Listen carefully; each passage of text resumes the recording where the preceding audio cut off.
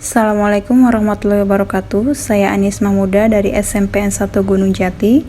Di sini saya ingin melaporkan rencana aksi perubahan yang telah saya buat tentang penerapan literasi dan numerasi di SMPN 1 Gunung Jati.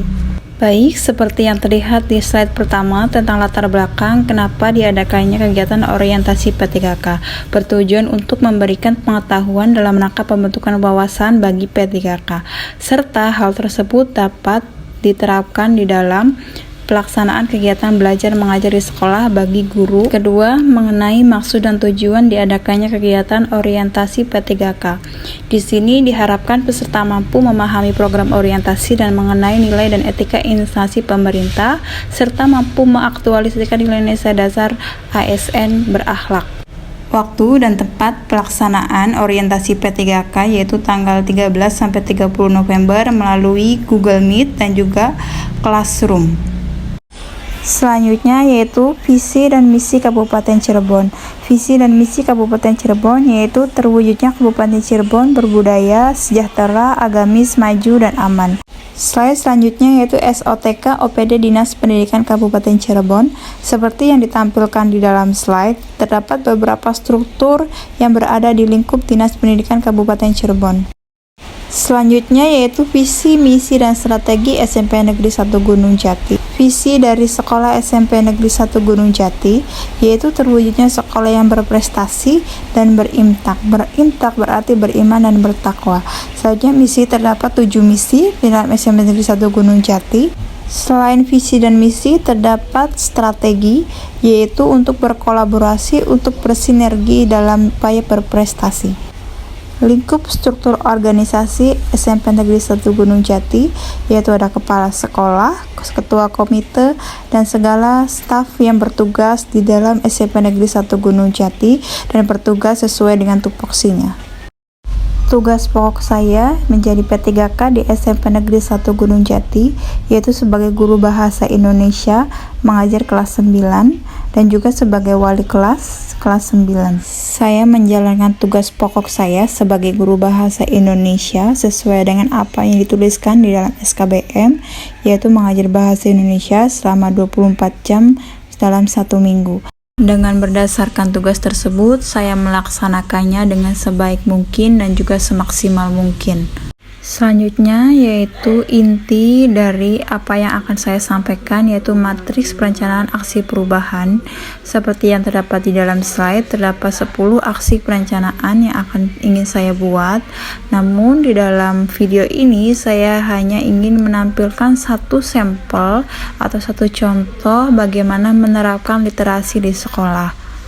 Tujuan dari penerapan literasi sendiri yaitu untuk menumbuhkan minat baca anak, tetapi selain itu juga ingin menumbuhkan rasa kreatif yang ada pada dalam diri anak dengan cara membuat sebuah gambar yang akan dipresentasikan oleh mereka.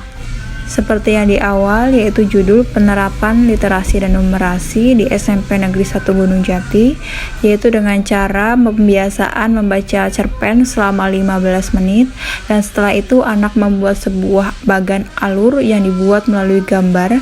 Dan juga penerapan numerasi di sini yaitu bagaimana banyaknya anak membaca cerpen, bagaimana banyaknya anak mengolah kata, itu berkaitan dengan angka. Dan untuk itu maka diterapkannya numerasi supaya anak lebih giat membaca. Berikut akan ditampilkan penerapan literasi dan pembuatan bagan alur kreatif. Media pembelajaran, gambar dan teks cerpen.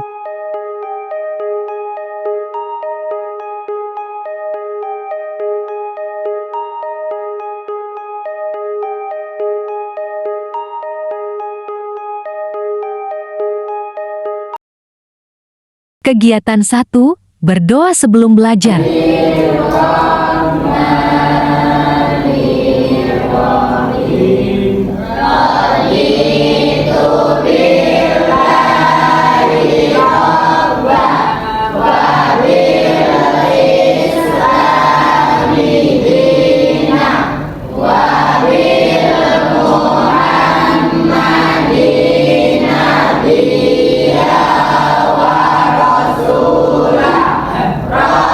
Yeah.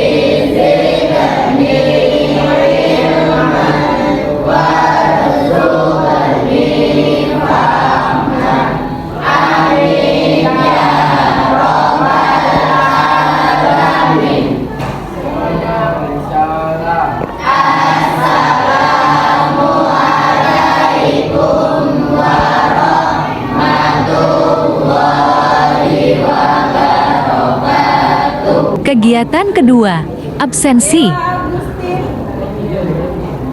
Desi. Kegiatan ketiga, pengarahan tentang literasi. Pentingnya literasi. Sudah pernah tahu literasi itu apa? Belum. Belum. Literasi. Ini pernah dengar nggak ya literasi? Pernah. Pernah. Apa tuh Pita? Apa itu literasi? Kenapa kita harus tahu? Kita harus bisa menerapkan literasi terutama di sekolah. Ada yang tahu?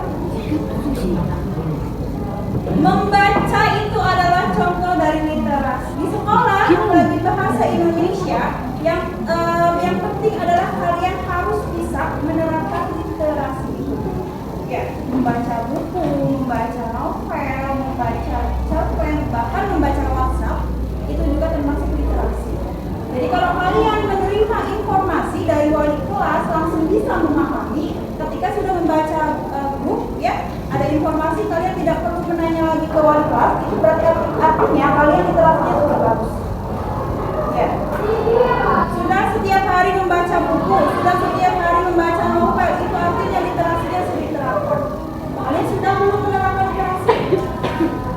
Sudah belum? Belum. Membaca grup WhatsApp apakah harus tanya terus ke Pak Adin? Enggak. Enggak. Berarti langsung baca, langsung paham? Iya. Iya, ini literasinya bagus. Kalau baca buku sudah? Sudah. Sudah. Buku apa yang dibaca? Ada buku apa yang dibaca apa? Buku paket. Boleh nggak Bu kalau tiap hari baca buku paket? Boleh. Silakan. Ya, itu adalah informasi atau bentuk bahwa kalian itu sudah menerapkan literasi di sekolah. Ya. Jadi makanya literasi itu tidak hanya tentang pelajaran, tapi boleh tentang WhatsApp, tentang di sosial media, Instagram, itu termasuk juga literasi. Kalau kalian menerima informasinya dengan baik, artinya literasi kalian sudah baik. Membaca buku itu banyak sekali manfaatnya. Dan yang bisa menyebutkan manfaat membaca buku. Ada Dek? Kenapa yang kita harus membaca buku? Ya, supaya pintar, apalagi Rel. Buku itu diibaratkan seperti jendela dunia. Kenapa buku diibaratkan seperti jendela dunia? Kita tahu? Lupa, Bu. Pernah dengar tapi lupa. Tahu nih? Kalau jendela itu gimana sih bentukannya? Jendela. Ketika buka jendela, apa yang terjadi? Terang. Terang benderang. Terang benderang, terus apa lagi? Mendapatkan ilmu baru, mendapatkan angin ya. Jadi angin itu diibaratkan seperti ilmu gitu. Iya boleh. Jadi dengan membaca buku kita bisa tahu kota Korea itu seperti apa ya.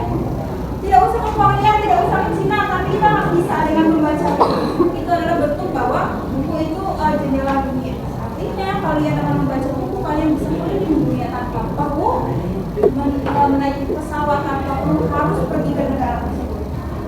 Oke ya. Jadi mulai sekarang kelas 9F harus bisa menerapkan literasi dengan cara membaca buku. Harus rajin membaca buku supaya ilmu yang didapat itu lebih baik. Oke ya?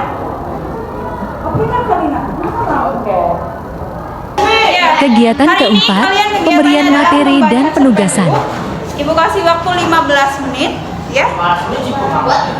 Membaca cerpen. Membaca cerpen 15 menit. Setelah itu nanti kalian tentukan atau membuat bagan alur. Ya. Kalau di kelas 8 itu menentukannya adalah alur. Alur ada maju, ada mundur ya. Artinya berkaitan dengan konflik. Ini bentuk bagan alur sesungguhnya. Masih ingat nggak Marius? Yang begini. Di sini nanti ada orientasi atau pengenalan cerita, peristiwa, selanjutnya ada konflik, kontrak, terakhir ada resolusi.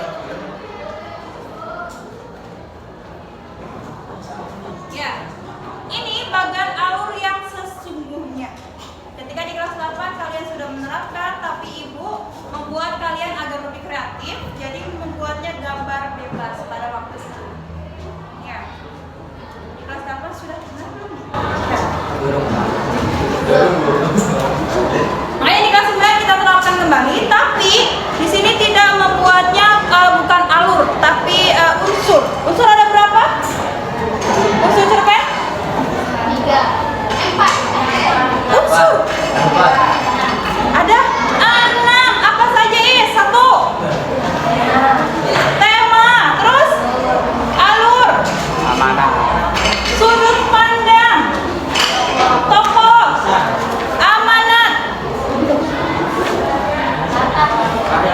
latar atau tempat. Kalian akan membuat sebuah gambar. Gambarnya apa? Boleh bebas, mau gambar apa saja. Tapi silakan baca cerpennya lalu tentukan unsur-unsurnya. Bisa? Bisa.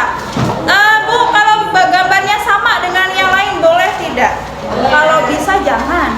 Tapi kan setiap, walaupun nih misalnya Andin menggambar kupu-kupu, antara kupunya Andin dengan kupu-kupunya Isi pasti berbeda, ya kan?